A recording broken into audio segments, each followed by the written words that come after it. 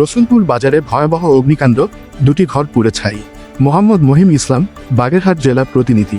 বাগেরহাটের শরণখোলা উপজেলার রায়ন্দা ইউনিয়নের রসুলপুর বাজার সংলগ্ন একই বাড়িতে মুহূর্তেই আগুনে পুড়ে নিঃস্ব হয়ে গেল দুটি পরিবারের স্বপ্ন। রবিবার 18 জানুয়ারি সন্ধ্যা 7টায় লাগা ভয়াবহ অগ্নিকাণ্ডে রফিকুল হাওলাদার এবং জাকির হাওলাদারের দুটি ঘর, মালামাল ও নগদ অর্থসহ সবকিছু পুড়ে ছাই হয়ে গেছে। আগুনের লেলিহান শিখা মুহূর্তের মধ্যেই রফিকুলের ঘরে ছড়িয়ে পড়ে। তার ঘরে অনেক আসবাবপত্র থাকায় আগুন প্রকট আকার ধারণ করে এবং পাশের জাকিরের ঘরে দ্রুত ছড়িয়ে পড়ে। বাজারের ব্যবসায়ীরা এবং স্থানীয়রা আগুন নেভানোর চেষ্টা করেও ব্যর্থ হন।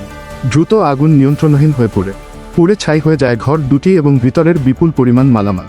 বাবু তালুকদার বলেন, আমি বাজারে আমার দোকানে ছিলাম, হঠাৎ শুনি আগুন লেগেছে। লোকজন নিয়ে যেয়ে পানি দিতে শুরু করি। ঘরের ভিতরে বিপুল পরিমাণ মালামাল, ফ্রিজ এবং গ্যাস সিলিন্ডার থাকায় দ্রুত আগুন ছড়িয়ে পড়ে। হয়তোবা গ্যাস সিলিন্ডার থেকে আগুন লেগেছে। ঘরটি পুড়ে ছাই হয়ে গেছে। কোন মালামাল রক্ষা করা যায়নি। তারা কেউ এ সময় বাড়িতে না থাকায় কোন প্রকার হতাহতের ঘটনা ঘটেনি। আশা করি এই মহা বিপদের সময় বৃত্তশালীরা সকলে এই পরিবার দুটির পাশে দাঁড়াবেন।